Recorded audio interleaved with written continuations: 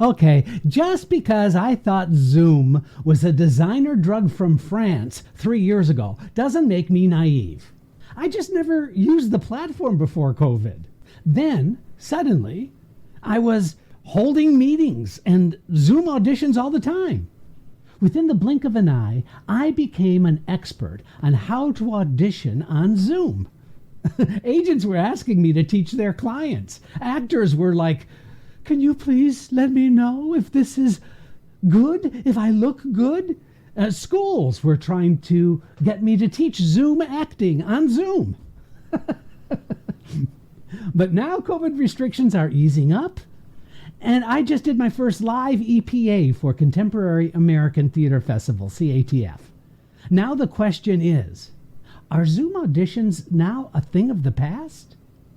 Let's look at the pros and the cons of acting on the Zoom platform and answer the question, are Zoom auditions here to stay? On this episode of Casting Actors Cast. Welcome to Casting Actors Cast, the podcast and video for actors. Each week, we provide practical, useful information to advance your craft and your career in the business of show. And now, here's your host, Casting Director Jeffrey Dreisbach. Well, hello, and welcome to today's episode of Casting Actors Cast. I'm Jeffrey Dreisbach, and I'm a casting partner with McCorkle Group in New York. How are you? I hope you're having a good day. I'm having a good day, and I'm looking forward to sharing this information about whether Zoom is going to still be with us or not for the near future and possibly beyond. I don't know, but hopefully by the end of this podcast, we are going to know. And you're going to maybe get some insight and some information that is helpful to you regarding this platform for auditioning. But first, this is that moment of the podcast where I simply get to say thank you for tuning in to Casting Actors Cast. It's a real pleasure having you here. I look forward to having more of these podcasts come your way because it's just been a labor of love. And the viewership, the listenership continues to grow exponentially, and I am so glad that you're here. Listen, if you haven't checked out the website, please do so, castingactorscast.com. There's a page there that you can fill out that says dive into the talent pool. It's a little form. Once you fill that out, it's going to open up some freebies for you. These are absolutely free, just as a thank you. One is a book that I wrote called Conversation Pieces Out of the Studio, the voiceover workshop for professional actors. It's a 100-page PDF that you can download. You can print it out. You can look on your reader, whatever floats your boat. In addition, there's a video that I put together. It's called Casting Secrets, What They Don't Tell You. And that's also very much free of charge if you just fill out that form. As I've always said, I don't really do anything with your email address and your name. I do hang on to it. On occasion, I might send out an announcement about an upcoming episode, something like that. But I don't take advantage of it. I don't spam you. I'm not trying to, have a club, nothing like that. I'm just simply trying to make sure that there are enough people that are interested in the material and the information that I hope is content rich for you to continue listening. And so that's why I ask for it. By the way, if you have an opportunity to leave a review, a thanks, a thumbs up, especially on iTunes, the iTunes is like 40% of the listeners use iTunes to get this podcast. I would love to have other people mention what they like about the podcast. Perhaps there's an episode that you particularly thought was good, or generally speaking, perhaps you enjoy listening to this podcast. Won't you please take a moment and fill out a review, a like, a share, anything that you can do to help grow the podcast? I would be forever grateful. All right, finally, let me just say my shout out to my friends at Actors Connection, actorsconnection.com/New York. Continue to provide online classes, workshops, seminars with agents, managers, casting directors, all kinds of folks in the industry that are currently working. Like I said, it's all online. In fact, you'll find me in some classes there on occasion as well. When my schedule permits, I do my very best to show up and provide some kind of fun stuff. You'll find out from others who've taken the classes how much fun it is. I've got one coming up on going from stage to screen. So stage to screen class is a lot of fun. It's a 2-session class, so you might want to check it out. Hello to my good friends at Colleen and Tony. That's actorsconnection.com/New York. All right, I think that's it for the housekeeping. All right, first we're going to look at the positive uses of Zoom. You know, when Zoom came along, it really became apparent that this was a viable way in which to present material, but this was also a viable way to show some auditions. And so Zoom now, post-pandemic, by the way, I know that the COVID virus is not over, but you know what? Things have eased up quite a bit. So we're not masking up in New York. It is still an option for folks. But for the most part, actors are not masking up. And so it's not over. But because it is eased up a bit, I think it's really bringing up this question about whether Zoom is still useful or not. And so using Zoom as an audition resource, in my mind, for us as casting, is really still quite efficient. I can actually see more talent within the same time schedule than when we were holding them live. In other words, when I could see 15 actors an hour, I can now see 20. So that simply opens up more opportunities for more actors to be seen. That is definitely a positive, and I hope you would feel the same way too. Here's another positive. Actors can literally be anywhere in the world, and they can still audition. I recall kind of recently a session where we had a director in Los Angeles, and the actor was in London. I was in New York. Also, when you audition on Zoom, you are presumably in a very, very safe place for your audition. There's no question that it is a positive thing. When you are comfortable, you are confident. And when you are confident, you're able to do some of your best work. And that's why when you feel like a Zoom audition is in the way and problematic, and we'll get into the negatives in just a second, but just remember that you are in a safe place. It is a safe place for you to feel creative. And so that becomes a definite positive. So it's not a hassle to go to the audition when it's in the next room or even the same room. By the way, side note, if you're auditioning in your bedroom on Zoom, please make your bed. I've seen way too many unmade beds, and I'm not in my 20s. Okay, let's move on from there. Finally, another positive is that the platform itself is an excellent representation of what you will act like and project for film and television. So when you're auditioning for a film and television project, we're actually seeing you in the medium that you are going to be in if you book the job. So therefore, understand that the platform is closer to the medium than a live in-person audition is. So now, next, let's look at the negative implications of the Zoom auditions. Here are the kind of not so great reasons that Zoom should probably kind of pull away. And first of all, Zoom is not the most flattering when it comes to the way you look. You might have guessed that or thought that already. It's just because the laptop cameras that we have, they really are, how do I say this to be nice? They're really not that sophisticated, and they leave something to be desired. The cameras themselves just aren't technically that sharp, literally and figuratively. So unless you have professional equipment, it's not a true image of how you're really going to look. That's something to keep in mind.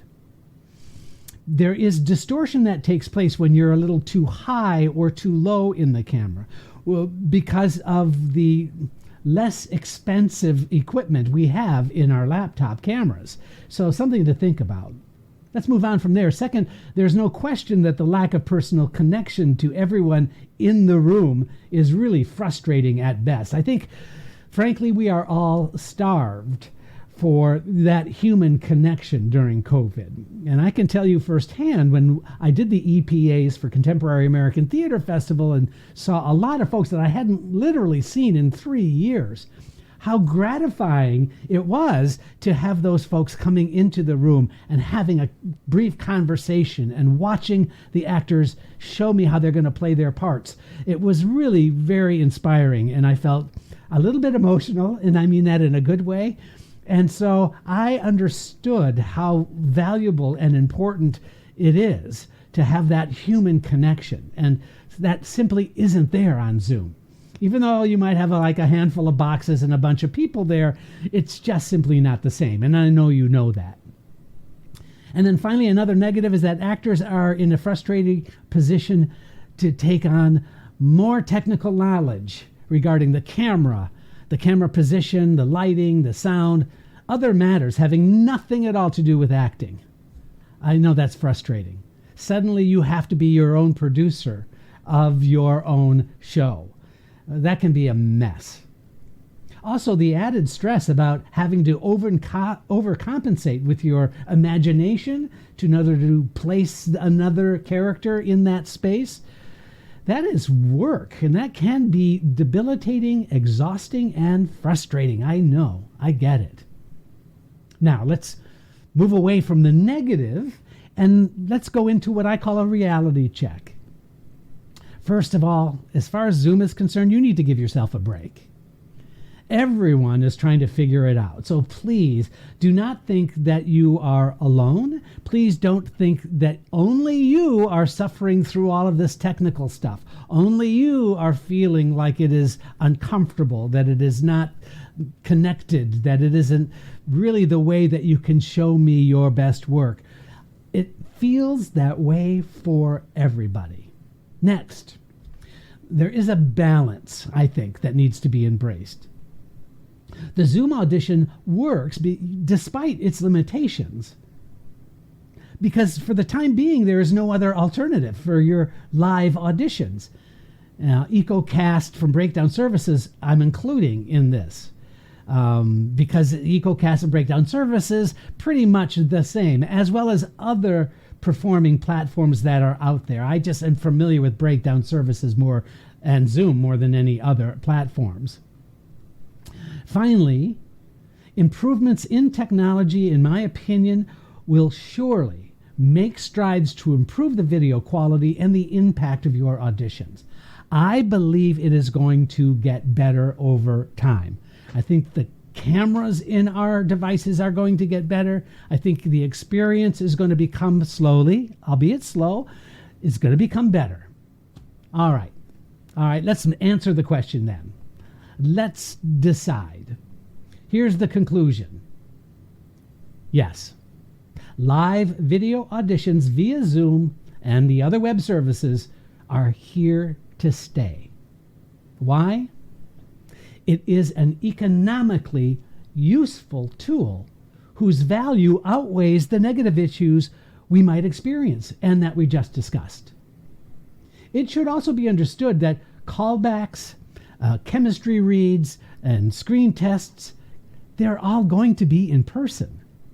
You can call it a hybrid with Zoom and live happening for the foreseeable future. So it's not just all Zoom, and it is not just all live. It is going to be a coalescing, good word, of those two things happening simultaneously in the audition process. Now, that said, there are still ways that you can improve your camera auditions on Zoom and make the best of a compromised situation. First of all, try not to feel compromised. Understand that everybody is experiencing the same issues. Next, make sure you frame yourself well. That is, with little headroom. You know, the headroom is the top of your head to the top of the frame of the Zoom frame, the Zoom lens, so to speak. So you only want a little tiny bit of room. Too many times I see actors who have a lot of headroom. The space, the distance between the top of their head and the top of the frame is way too much. It actually makes you look smaller. The best part of the camera is the very middle as far as the height is concerned. So you want to make sure you have the right kind of headroom. Next is you want to be asymmetrical in your frame. Now, if you're watching me on YouTube, that's great. These are podcast videos. I simulcast these on YouTube. You can see that I'm slightly off-center in my frame. I'm not completely to one side of the frame, but being slightly off-centered is actually an excellent way to replicate, good word, how you're going to look when you're auditioning for film and television jobs. When you are centered in the frame, the observer gets too comfortable, too relaxed, and there is diminished attention span because you are centered in the frame. The law of asymmetry means we're trying to rationalize the difference in the spaces, and that keeps us engaged as an observer. Let's move on with another tip. A good quality lavalier microphone. It's a wired microphone. It looks like a little bug. It clips to your lapel. I recommend it highly. You can find them within the $20 range. And the quality of the sound is exceptional, especially if you're going to be auditioning for film and television jobs. Go to Amazon.com, check out lavalier microphones. Don't invest too much money in these. They're not that expensive, but they do make a completely different impression as far as your audition is concerned. And then finally, just a basic understanding of three-point lighting. Three-point lighting being the key light, the fill light, and the backlight. If you're not familiar with those terms, if you're not familiar with good lighting for your Zoom auditions, please do yourself a favor and Google three-point lighting. You're going to get a ton of information so that you have a better understanding of how to look your best. Being as comfortable as possible with the technical stuff will help you focus on really the most important aspect of your audition, which is your acting. Please remember to give more time to your talent than you would what I call the mumbo jumbo of your setup. Really, continue to explore the best options for yourself, and you will, without a doubt, become more proficient and more comfortable. So guys, remember, it is all about showing the casting director how you will play the part. I've seen excellent actors audition while holding their cell phones, for example, while walking around.